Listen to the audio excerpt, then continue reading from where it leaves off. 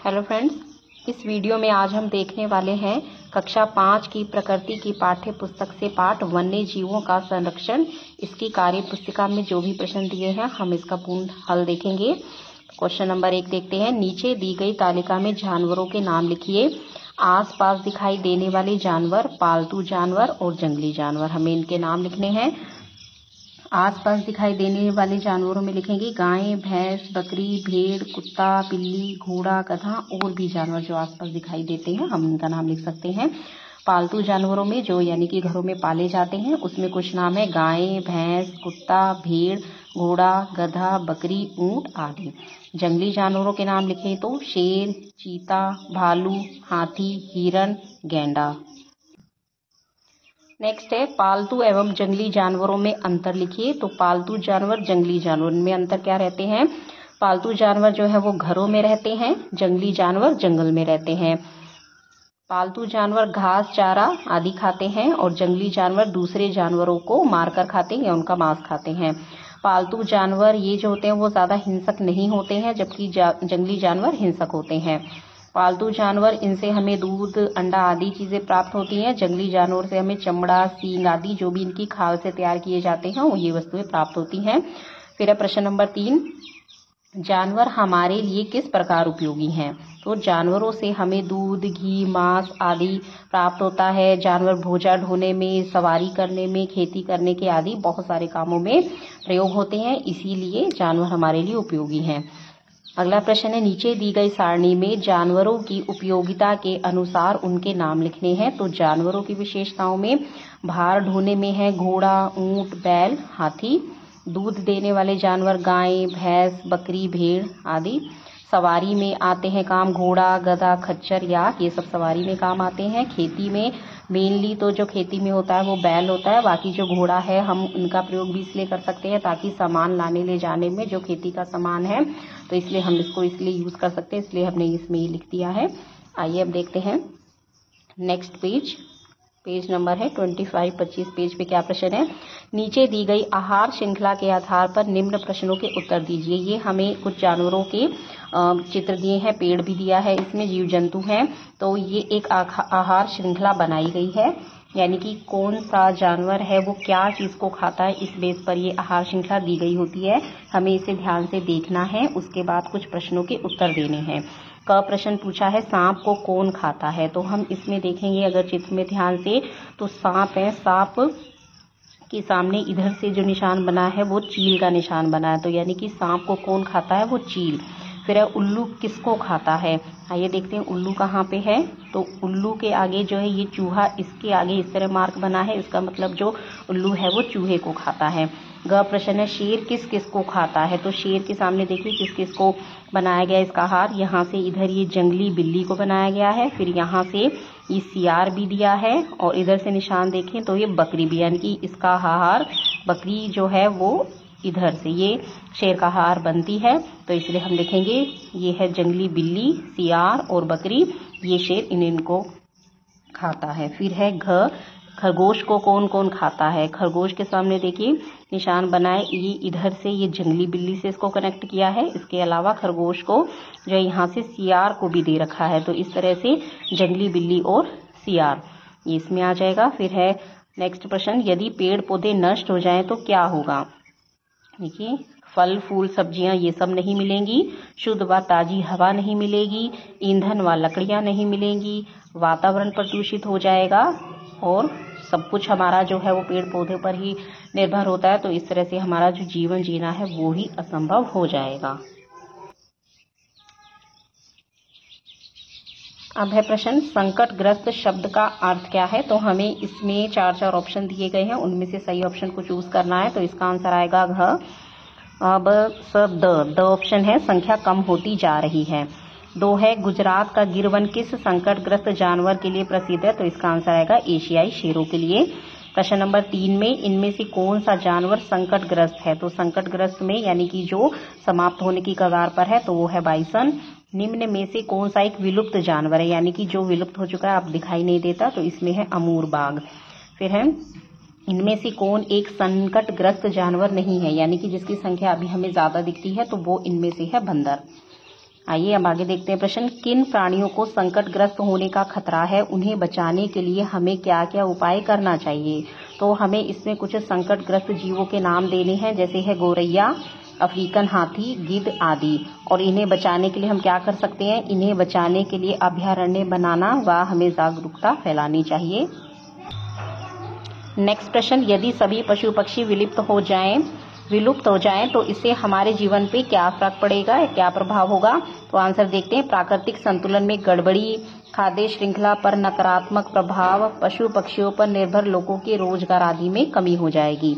हम सब वन्य जीवों की रक्षा किस प्रकार कर सकते हैं। तो उत्तर है वन्य जीवों के शिकार को रोककर, अभयारण्यों का निर्माण कर, जागरूकता अभियान चलाकर आदि तरीकों से।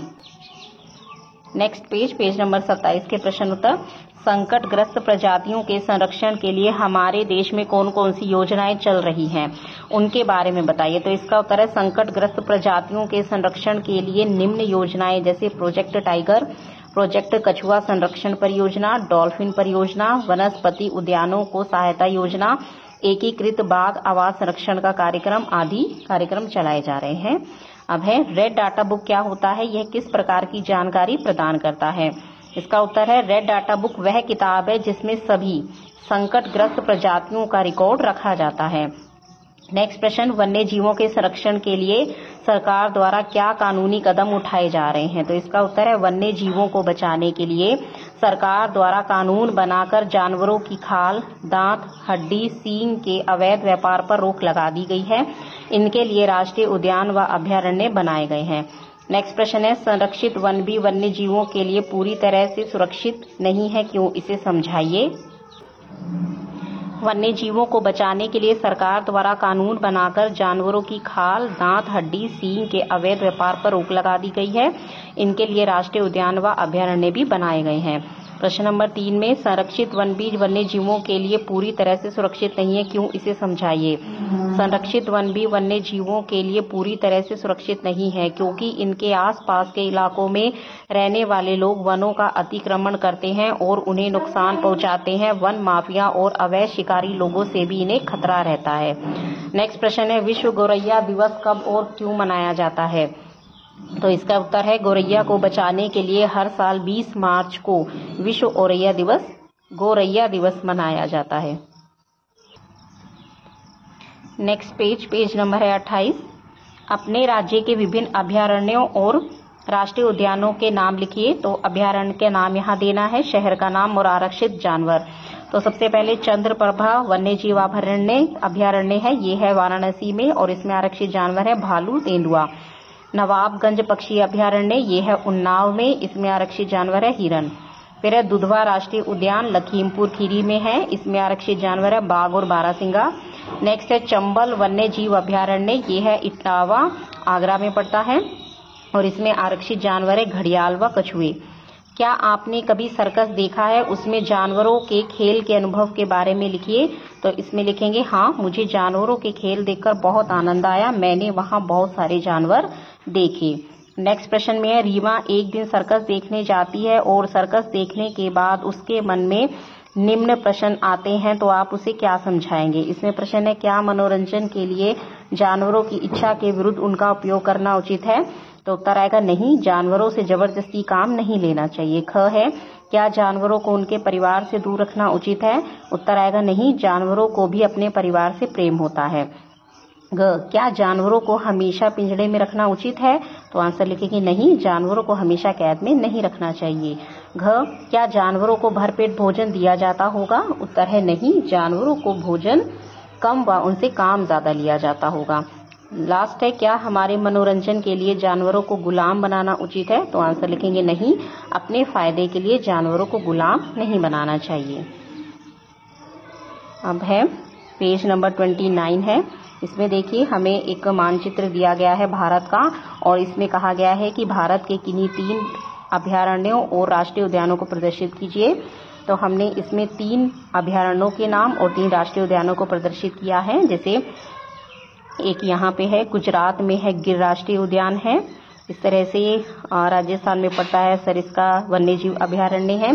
तो इस तरह से हम मार्क करके सब जगह फिल कर देंगे। 2 हमने यहाँ पे फिल करे हैं। उत्तर प्रदेश का दुधवा राष्ट्रीय उद्यान फिल किया है। उत्तराखंड में जिम कॉर्बेट राष्ट्रीय उद्यान होगा। एक वन्य जीव अभयारण्य है, देखिए ये कर्नाटक में बांदीपुर वन्य जीव अभयारण्य, और ये है केरल में पेरियार वन्य जीव अभयारण्य। नेक्स्ट प्रश्न, अपनी कक्षा में की गई चर्चा के आधार पर बताइए कि अभयारण्यों और राष्ट्रीय उद्यानों में जानवरों की देखभाल के लिए किन किन बातों का ध्यान रखा जाता है। तो उत्तर देखते हैं। अभयारण्यों में जानवरों के लिए सुरक्षित वातावरण बनाए रखा जाता है। जानवरों के व्यापार, शिकार आदि पर रोक होती है। राष्ट्रीय उद्यानों में आगंतुकों को संरक्षण के महत्व की जानकारी भी दी जाती है। इस पेज का लास्ट प्रश्न है, अभयारण्यों में किन किन गतिविधियों पर पूर्ण प्रतिबंध है। तो उत्तर, अभयारण्यों में जानवरों के शिकार पर, पेड़ों और पौधों को काटने या उखाड़ने पर, जानवरों को चराना आदि गतिविधियों पर भी पूर्ण प्रतिबंध है। नेक्स्ट पेज है पेज नंबर 30। देखिए इसमें स्टार्टिंग प्रश्न ऐसे ही दिए हैं कि यदि बाहर आने का मौका मिले तो आप क्या करेंगे। तो हम इनका उत्तर इस उससे देंगे, उद्देश्य से देंगे कि जैसे हमें पूछा गया कि यदि आपको कैद कर लिया जाए तो आप किस तरह से आप रिएक्ट करेंगे। तो उसके ऊपर प्रश्न दिया है, यदि बाहर आने का मौका मिले तो आप क्या करेंगे। तो हम क्या करेंगे, यदि हमें बाहर आने का मौका मिलेगा तो हम सबसे पहले अपने घर परिवार से मिलेंगे। आपको क्या क्या पसंद नहीं है। हमें किसी दूसरे व्यक्ति द्वारा किसी पशु पक्षियों को कैद करना पसंद नहीं है। मुख्य रूप से ये इसी बात पर ये जो पाठ है वो केंद्रित है। तो हमने इसी हिसाब से इसका आंसर लिया है। इसके अलावा और भी उत्तर इसके हो सकते हैं। फिर है, नीचे दिए गए प्राणी का चित्र देखकर सारणी को पूरा कीजिए। हमें ये चित्र दिया है और इनके प्राणियों के नाम बताने हैं। आपने उन्हें कहाँ उदास देखा है, उनको क्या क्या तकलीफ हो सकती है और आप उन तकलीफ को दूर करने के लिए क्या कर सकते हैं। तो ये हम इसमें भरेंगे। पहला है, ये है तोता। हमने इन्हें कहाँ उदास देखा है, पिंजरे में। उन्हें क्या क्या तकलीफ हो सकती है, जब वो पिंजरे में बंद होते हैं तो उनकी जो मुख्य तकलीफ होती है उड़ने की, तो वो उड़ नहीं पाते हैं। इसके अलावा उन्हें खाने की, यानी कि समय पर अगर खाना नहीं मिलता है तो ये उनकी तकलीफ हो सकती है। हम उसके लिए क्या कर सकते हैं, हम पिंजरे से उन्हें आज़ाद कर सकते हैं। फिर है सांप। तो कहाँ उदास देखा है, पिटारे में। इनको क्या तकलीफ होती है, रेंगने की व खाने पीने की। और हम क्या कर सकते हैं, इसको पिटारे से आज़ाद करवा सकते हैं किसी ऐसे स्थान पर जिससे कि मनुष्य को कोई नुकसान ना हो, यानी कि हम इन्हें जंगल इत्यादि में आज़ाद करवा सकते हैं। फिर है बंदर। तो इन्हें कहाँ उदास देखा है, मदारी के पास। इनको क्या तकलीफ हो सकती है, उछल कूद करने की व खाने की। और हम क्या कर सकते हैं, हम उन्हें क्या कर सकते हैं, समय पे खाना पीना दे सकते हैं। इसके अलावा है हाथी। तो इन्हें कहाँ उदास देखा है, सवारी ढोते हुए। इन्हें क्या तकलीफ होती है, घूमने फिरने, खाने की, यानी कि वो अपना आज़ादी की तरह वो घूम फिर नहीं सकते, तो उन्हें स्वतंत्रता पूर्वक घूमने फिरने की तकलीफ हो सकती है। हम क्या कर सकते हैं, उनको सवारी के लिए जो है कम प्रयोग करना, जो ऐसा काम करते हैं उन्हें हम सलाह दे सकते हैं कि इन्हें इस काम के लिए कम प्रयोग किया जाए। तो ये तो था पाठ वन्य जीवों का संरक्षण। इसका जो है जितने भी प्रश्न हमें कार्य पुस्तिका में दिए थे हमने सबके उत्तर देखे हैं। तो अगर अभी आपको इससे आगे पाठों के प्रश्न उत्तर चाहिए, कार्य पुस्तिका का हल चाहिए, तो इस चैनल को सब्सक्राइब करें। Thank you.